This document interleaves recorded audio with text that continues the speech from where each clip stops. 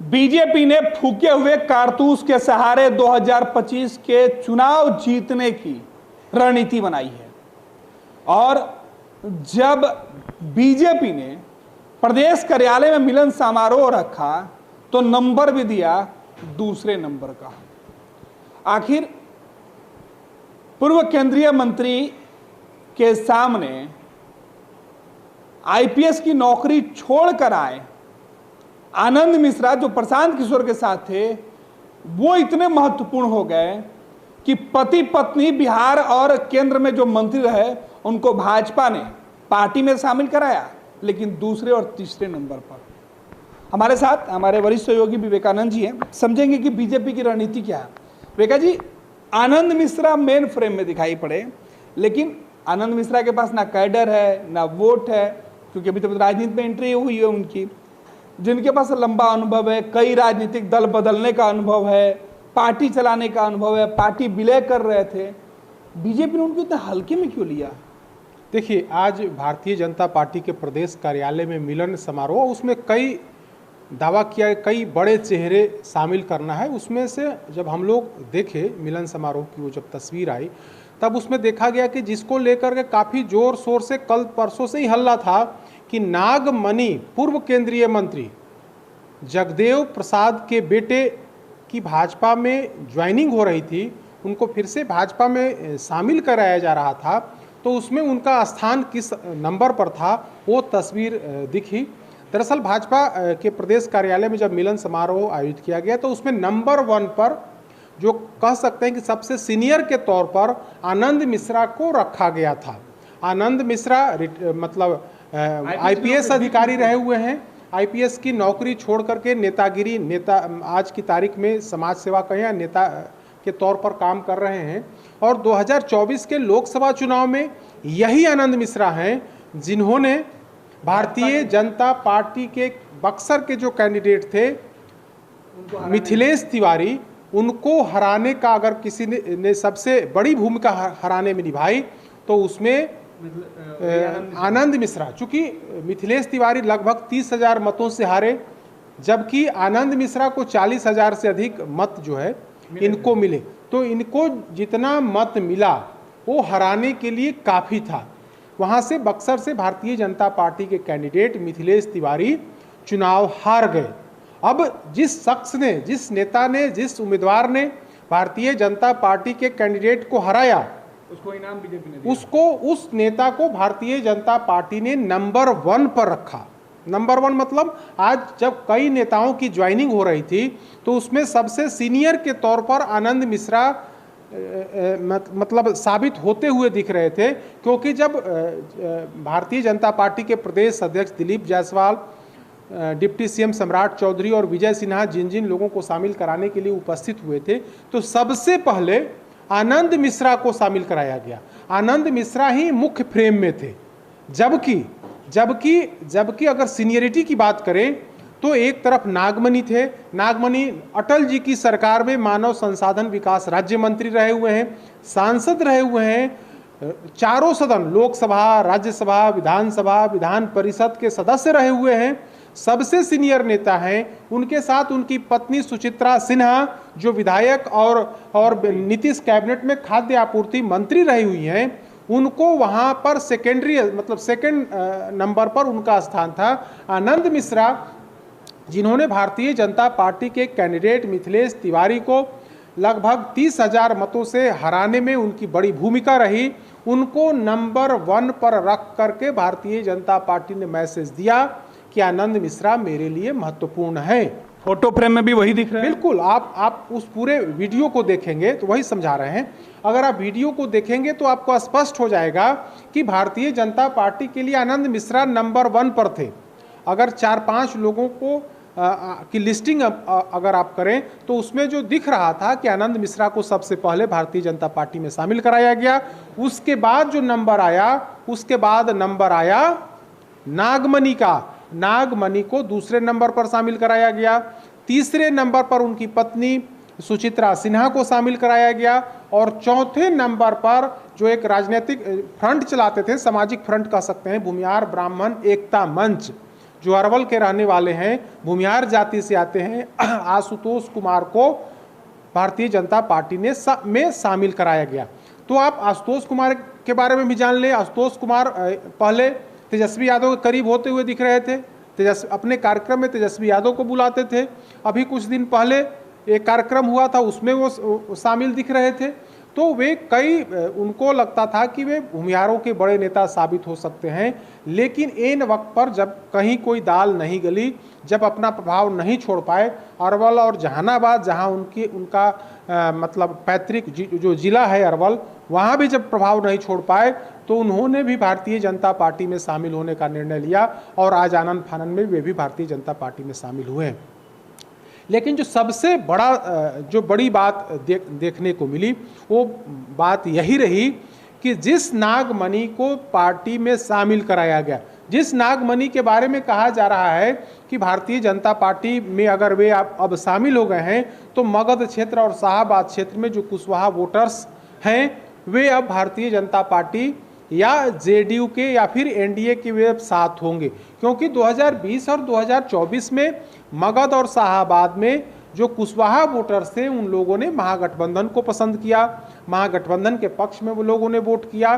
तो बीजेपी को लगता है कि अब नागमणि को हम लाए हैं। वैसे बीजेपी में सम्राट चौधरी खुद मौजूद हैं, खुद डिप्टी सीएम हैं, तो उसके बाद भी नागमणि को बिहार के अंदर बिहार बीजेपी ने उनको शामिल कराया है। और ऐसा कहा जा रहा है कि बिहार बीजेपी ने एक तरह से अरवल सीट पर उनकी नज़र है कि अरवल सीट बीजेपी के खाते में है और अरवल सीट से नागमणि को उम्मीदवार बनाया जा सकता है। वैसे नागमणि उसी क्षेत्र से आते भी हैं, कुर्था विधानसभा क्षेत्र से ही आते हैं, और कुर्था इनका राजनीतिक कह सकते हैं कि राजनीतिक तौर पर वहाँ पर उस इलाके में इनकी पकड़ रही है। लेकिन चूँकि कुर्था वो जेडीयू की सीट है, तो और बगल का जो जिला है अरवल भारतीय जनता पार्टी का सीट है। 2020 में बीजेपी वहाँ से चुनाव लड़ी थी, 2015 में चुनाव लड़ी थी, 2010 में चुनाव लड़ी थी बीजेपी। तो इस नाते अरवल बीजेपी की परंपरागत सीट रही है। तो कहा जा रहा है कि अरवल सीट पर नागमणि की नज़र है। संभव है कि नागमणि खुद चुनाव लड़ें या अपनी पत्नी को चुनाव लड़े, ऐसी चर्चा चल रही है। तो कुल मिलाकर के कहें तो जिस भारतीय जनता पार्टी में आज नागमणि शामिल हुए हैं, इतने वरिष्ठ हैं, जो चारों सदन के सदस्य रहे हुए हैं, उनकी पत्नी बिहार कैबिनेट में मिनिस्टर रही हैं, लेकिन उससे ज़्यादा भाव देते हुए कहीं ना कहीं आनंद मिश्रा को बीजेपी का जो नेतृत्व है वो आनंद मिश्रा को भाव देते हुए दिख रहा था, जब पहले नंबर पर उन्हें पूर्व आईपीएस अधिकारी को शामिल कराया गया।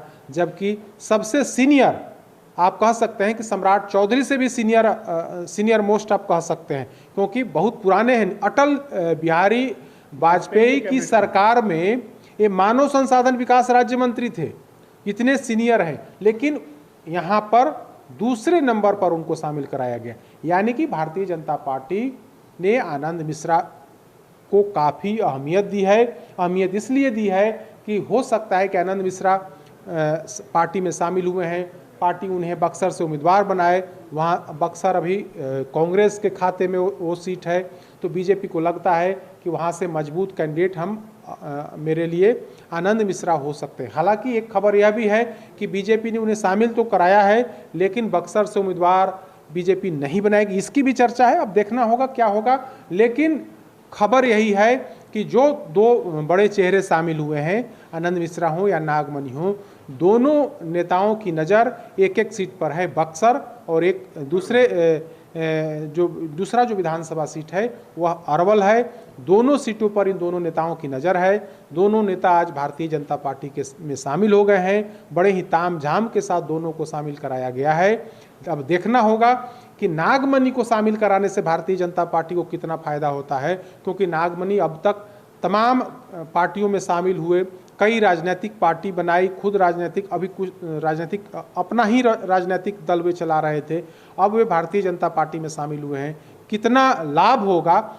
वैसे अपने दर्शकों को हमें यह भी बता दें कि नागमणि ने कुछ समय पहले ही गांधी मैदान में एक रैली की थी।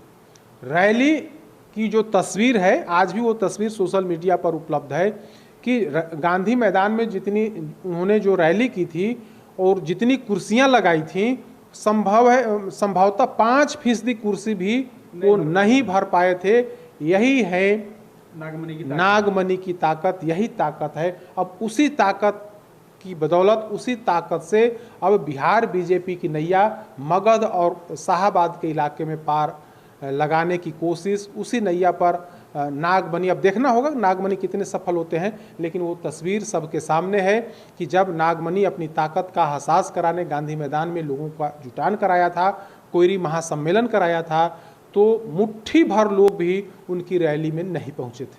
विवेका जी, जिस रणनीति के तहत सम्राट चौधरी ने इस पूरे कार्यक्रम में सम्राट चौधरी मेन बीजेपी के करता धरता दिखाई पड़े, क्योंकि तस्वीरों में दिलीप जायसवाल तो छुप जा रहे थे।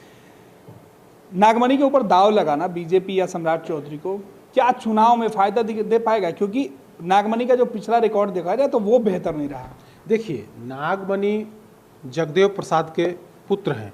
जगदेव प्रसाद का कुशवाहा समाज में प्रभुत्व था, कुशवाहा समाज में अच्छी पकड़ थी, उनके बेटे हैं। लेकिन हाल के दिनों में देखेंगे तो ये राजनीतिक तौर पर पूरी तरीके से पिछड़ गए हैं।